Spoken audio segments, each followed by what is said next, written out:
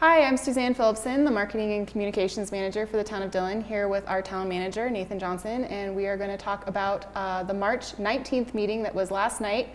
It was a little lengthy of a meeting, a lot of good discussion, and I'll kick off with, we started the meeting with the second reading and public hearing of an ordinance amending Chapter 16 of the Dillon Municipal Code regarding waste and recycling enclosures. So, pretty straightforward conversation.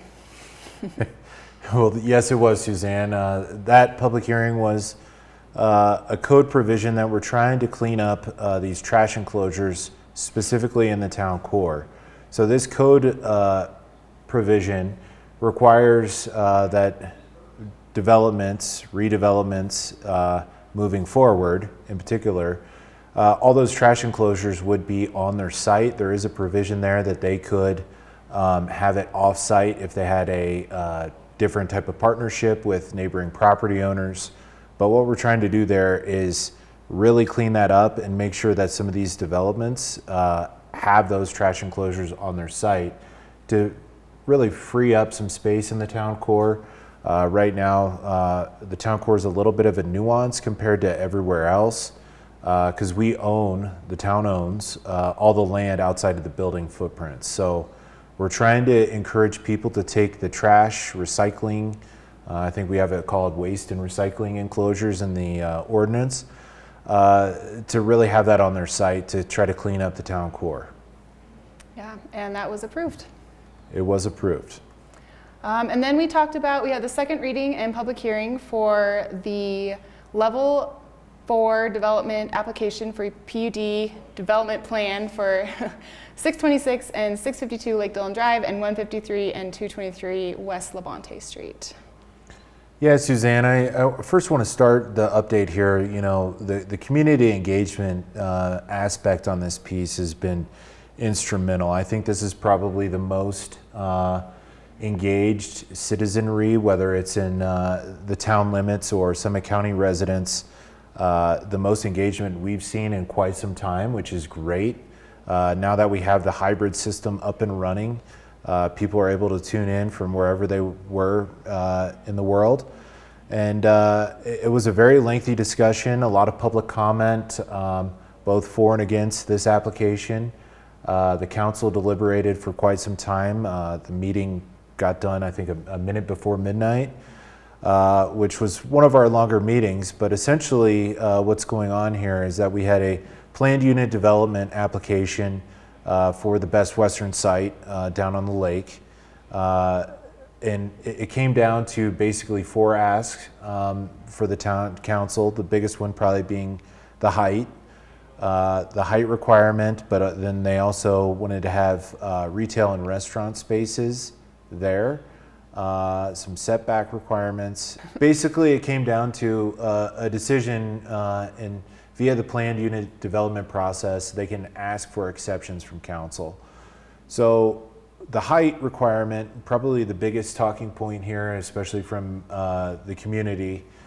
You know, the height in particular with a public watchtower, so there would be like a viewing point, an elevated viewing point on one particular portion of the property. That was probably the biggest talking point there. I think there were some concerns about commercial being in the residential high, so how the planned unit development works is it's an overlay district from what that current zoning is. So right now it's residential high. The planned unit development that we discussed last night, they wanted to follow the core area zoning requirements, and they want to create vibrancy, create more of a destination, create more walkability in the town core. So they've recognized that we have limited restaurants in the town core, so that PUD had 3 restaurants along with I believe 3 to 4 retail spaces along with 200 units.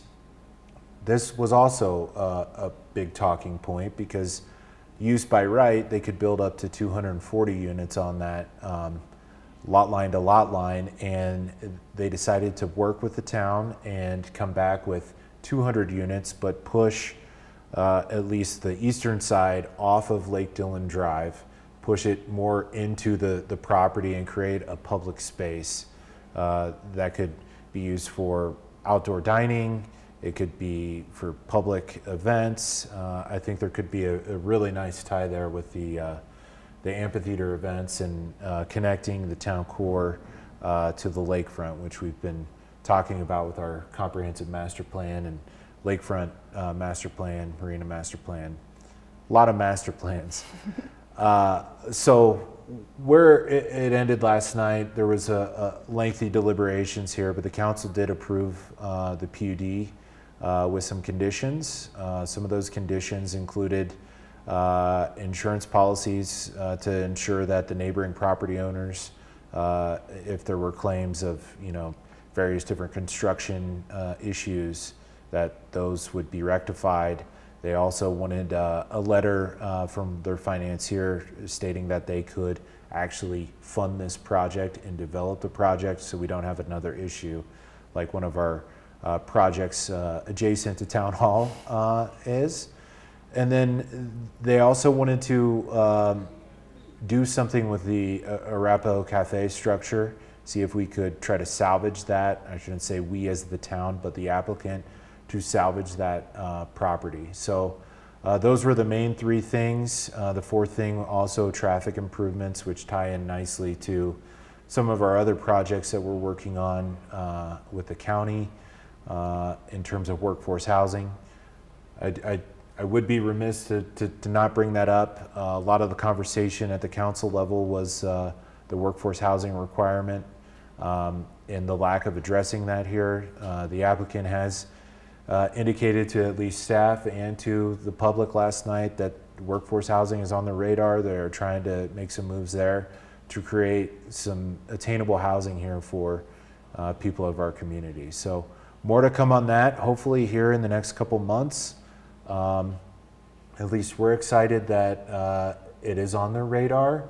I think just in an act of good faith to try to make some things happen in terms of workforce housing is a benefit to us. Mm-hmm. The problem that we have here is that our code, in particularly for that parcel, does not include provisions that mandate workforce housing. So again, we're back to a good faith effort to try to create something, and hopefully we can do that here in the next several months. Yeah, it was a really long discussion and a lot of interesting points came out of the meeting, and looking forward to these conversations continuing in the future. Some updates about our council meetings next month. The April 2nd meeting and the April 16th meeting are canceled, and we are doing a special meeting on April 9th. So join us for the next recap, and we'll see you there.